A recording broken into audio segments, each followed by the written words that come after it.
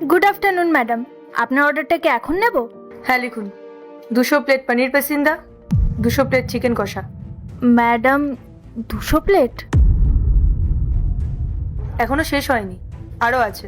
200 plate mutton কষা, 400 plate steam rice আর 100টা তন্দুরি রুটি। Madam মানে আমি কি একবার মিলিয়ে নেব? মানে আপনি কি সত্যি এতগুলো অর্ডার দিতে চাইছেন? হ্যাঁ, আমি এই অর্ডারটাই দিতে চাই। কেন, আপনাদের কি কোনো সমস্যা আছে নাকি আপনারা খাবারের যোগান দিতে পারবেন না? না ম্যাডাম, কোনো সমস্যা নেই। আসলে একসাথে এতগুলো অর্ডার আগে কোনো কাস্টমার তো দেয়নি, তাই একটু অবাক হচ্ছিলাম। আপনার বাড়িতে কি কোনো অনুষ্ঠান আছে ম্যাডাম? দেখুন, আমি আপনার সব প্রশ্নের উত্তর দিতে বাধ্য নই।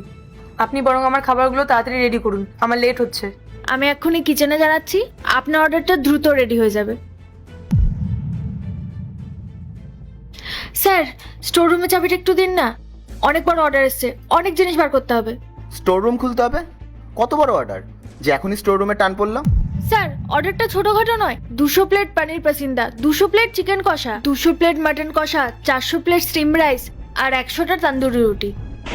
বলো কি, এতগুলো অর্ডার? এতগুলো খাবার কে অর্ডার দিল? কোনো বড় ক্যাটারিং সার্ভিস নাকি?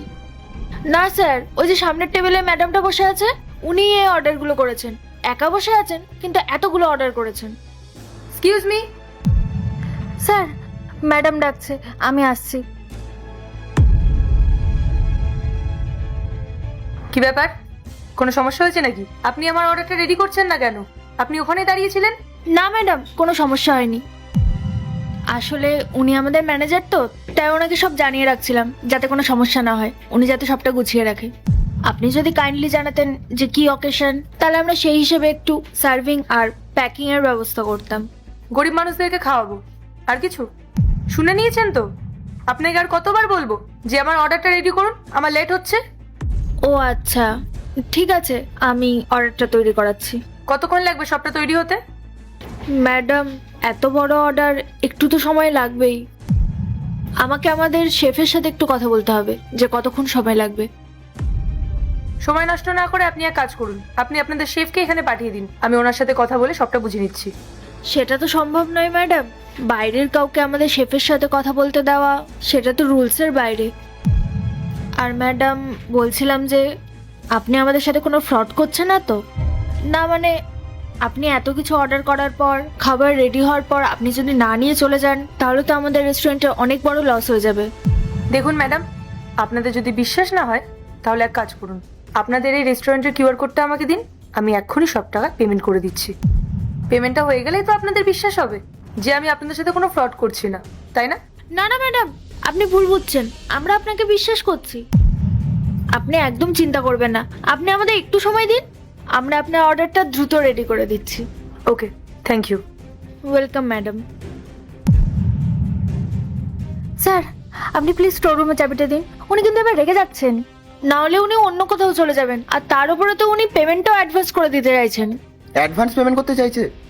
আমি তো একটা কথা বুঝতে পারছি না স্নেহা, যে এতগুলো অর্ডার দিয়ে উনি করবেনটা কি?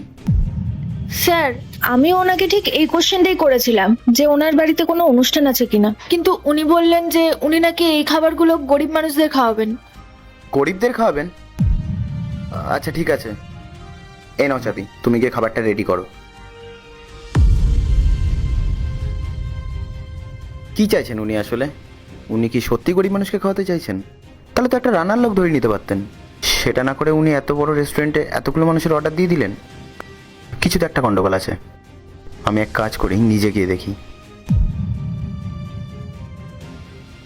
Excuse me ma'am. হ্যাঁ বলুন। ম্যাম, আপনি এখনই একটা অনেক বড় অর্ডার দিলেন, তা আমি কি জানতে পারি এত বড় অর্ডারটা আপনি কি কারণে দিলেন? উনি কি করবেন আপনি এত খাবার? আরে আপনার প্রবলেমটা কি? আমি যে অর্ডারটা দিয়েছি আপনারা সেটা রেডি না করে আমার কাছে এসে কৈফিয়ত চাইছেন। ম্যাম, আমার কোনো কথা খারাপ লাগলে আই এম সো সরি। আমার ওয়েটার বলল আপনি নাকি গরিব মানুষের মধ্যে খাবারগুলো বিলিয়ে দেবেন, আর তাই যদি হয়ে থাকে তাহলে আপনার এত বড় অর্ডার দিতে হবে না। আমি একটা শেফের নাম্বার দিয়ে দিচ্ছি, আপনি তার সাথে যোগাযোগ করে নিন। সব কিছু তাহলে কম খরচা হয়ে যাবে আর আপনারও সুবিধা হবে। দেখুন, আপনাকে অত ভাবতে হবে না, আমার কাছে কুক আছে আর সব ব্যবস্থাও আছে। আমার শুধু খাবার লাগবে, তাও আবার এই রেস্টুরেন্ট থেকেই। আপনি যদি না দিতে চান তাহলেও কোনো ব্যাপার না, বাইরে আরো অনেক রেস্টুরেন্ট আছে, আমি বরং সেখানেই চলে যাব। ওকে? সরি ম্যাম, আমার কথা কিছু মনে করবেন না, আমি এক্ষুনি অর্ডারটা রেডি করছি, আপনি একটু ওয়েট করুন। দাঁড়ান, টাকার কথা শুনেই লোভে পড়ে গেলেন? আমাকে দেখে আপনার কিছু মনে পড়লো না? না, আমি চিনতে পারলাম না আপনাকে, কে আপনি? কি করে মনে পড়বে? আপনি তো এখন অনেক বড় হয়ে গেছেন। আমি আপনাকে মনে করাচ্ছি। আমার নাম যাই হোক না কেন, আমি আপনার ছোটবেলার বান্ধবী ছিলাম। কিছু মনে পড়লো অফিসার? আমি যখন আমার ভাইয়ের সাথে এখানে খাবার খেতে এসেছিলাম, তখন আপনি আমাকে ঠিক কতটা অসম্মান করেছিলেন, কতটা অপমান করেছিলেন।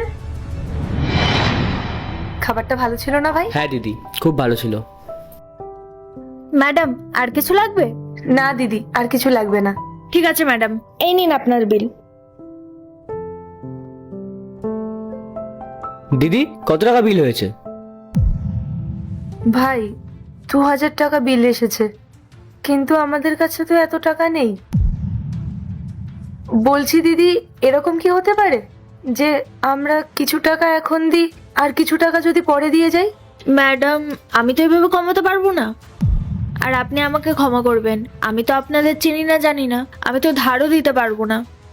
আসলে ম্যাডাম, আমাদের রেস্টুরেন্টের তো কিছু পলিসি আছে। দেখুন না, যদি কিছু কমানো যায়। ম্যাডাম, এটা কোনোভাবেই সম্ভব নয়, প্লিজ একটু বোঝার চেষ্টা করুন। ভাই, তোর কাছে কত টাকা আছে? দিদি, আমার কাছে মাত্র 500 টাকাই আছে। আমার কাছেও তো 500 টাকাই আছে। এই নে। কিন্তু ভাই, এতে কি হবে? 1000 টাকায় তো কিছুই হবে না। হ্যাঁ স্যার, ঠিক আছে স্যার, ডেফিনেটলি, একদম। দিদি, আপনি একটু ওনাকে ডেকে দিন না, ওই যে যে কালো রঙের কোট পরে দাঁড়িয়ে আছে ওনাকে। উনি তো এখানকার বস। হ্যাঁ হ্যাঁ, আপনি একটু ওনাকে ডেকে দিন, আমি ওনার সাথেই কথা বলবো। শিওর। হ্যাঁ ভাই, আর কোনো অসুবিধা হবে না। এবার মালিক আসছে, আর এখানকার যে মালিক সে আমার ছোটবেলার বন্ধু। আমি ওকে বলবো যে আমাদের কাছে অত টাকা নেই, আর দেখবি ও আমাদেরকে কিছু বলবেও না। আর ভাই শোন না, আমরা না ওকে বলে যাব যে আমরা পরে এসে টাকাটা ঠিক ওকে ফেরত দিয়ে যাব, ঠিক আছে? স্যার, ওখানে যারা বসে আছে না, ওরা আপনার সাথে বিলের ব্যাপারে কথা বলতে চায়। ওই আর এখন বিলের ব্যাপারগুলো আমাকে বলে দিতে হবে? আচ্ছা ঠিক আছে, তুমি যাও, আমি দেখছি। Okay sir.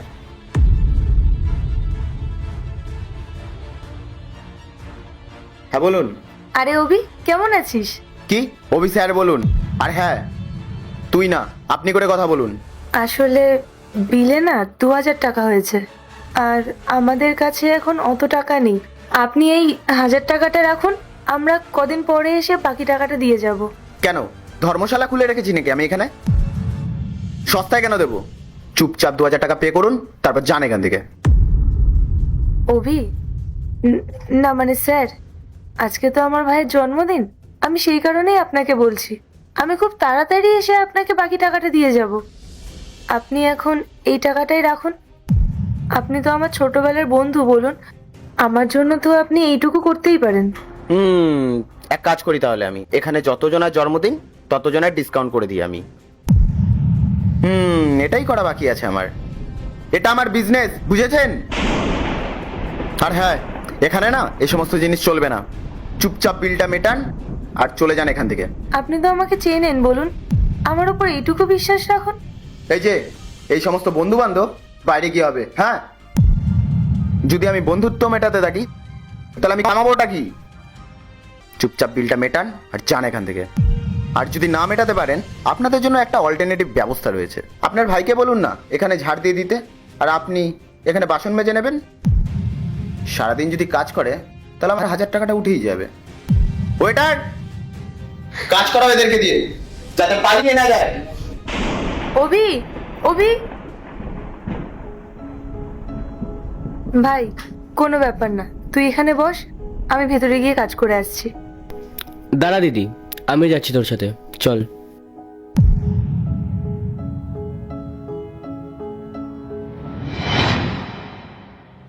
মনে পড়লো এবার তোর? তুই হয়তো সেই দিনটা ভুলে গেছিস, কিন্তু আমি ভুলিনি। ওই দিনটা আমি আজও মনে রেখেছি। কত অপমান করেছিলি তুই আমাকে, ইভেন শুধু আমাকে না, আমার ভাইকেও। সেদিন আমার ভাইটার জন্মদিন ছিল, আমি তোর কাছে শুধু এতটুকুই চেয়েছিলাম যে তুই ওই খাবারের বিলটা একটু কমিয়ে দিস, বা ওই টাকাটা একটু ধার দিস আমাকে। আমি তো তোকে টাকাটা রিটার্ন করে দিতাম, আমি কি পালিয়ে যেতাম? ছোটবেলার বন্ধুত্ব ছিল আমাদের, আমরা একসাথে খেলাধুলা করেছি, একসাথে বড় হয়ে উঠেছি, তুই সব ভুলে গেছিলি শুধুমাত্র তোর জন্য। আমার ভাই সেদিন এতটাই মানসিক আঘাত পেয়েছিল যে তারপর থেকে সবসময় ওর শরীর খারাপ থাকতো। আর তারপর একদিন আমার ভাই এই পৃথিবী ছেড়ে চলে যায়। আমার ভাই আমাকে ছেড়ে চলে গেছে শুধুমাত্র তোর কারণে। তুই আমাদের বন্ধুত্বটা তো নষ্ট করেইছিস, সাথে আমার কাছ থেকে আমার সবকিছু কেড়ে নিয়েছিলি। কেন রে? সব টাকার লোভে? টাকা তোর কাছে এত বড় হয়ে গেছিল যে তুই সবকিছু ভুলে গেছিলি? আমি ভেবেছিলাম কি আর হবে, আমি তোর রেস্টুরেন্টে যাব, তুই আমার বন্ধু, আর তোর রেস্টুরেন্টে এসে আমি আমার ভাইয়ের বার্থডে ভালোভাবে সেলিব্রেট করতে পারবো। কিন্তু তুই কি করেছিলি? তুই তোর আসল রূপটা আমাকে সেদিন দেখিয়ে দিয়েছিলি। তুই আমাকে বুঝিয়ে দিয়েছিলি যে টাকার জন্য তুই কতটা নিচে নামতে পারিস। একটা কথা সারা জীবন মনে রাখবি অভি, তোর জন্য আমি আমার ছোট ভাইটাকে হারিয়েছি। আর আজ কি হলো? আজ তুই আমার কাছে এসে ম্যাম ম্যাম করছিস। ওই দিন তুই আমাকে কত অসম্মান করেছিলিস, আর আজ তুই আমাকে এসে ম্যাম ডাকছিস। কেন জানিস? কারণ আমার কাছে টাকা আছে, আর তুই টাকার লোভে পড়ে গেছিস।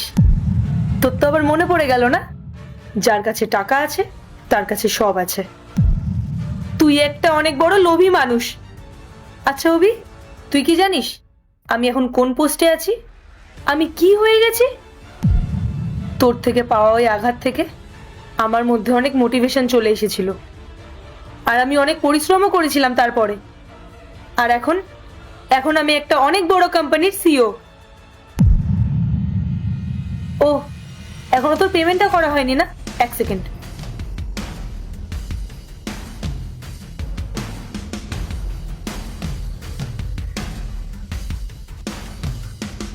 অনেক বড় পেমেন্ট, তাই লোভে পড়ে গেছিস বল? এই নে আমার কার্ড, যত টাকা পেমেন্ট নেওয়ার আছে নিয়ে নিস।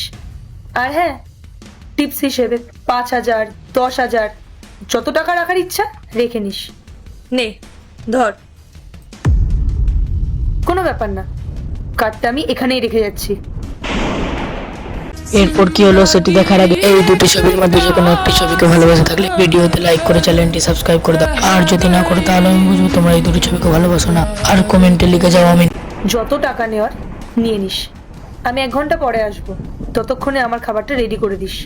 আর আমি যদি নাও আসি তাও কোনো ব্যাপার না, গরিবদের মধ্যে খাবারটা বিলি করে দিস।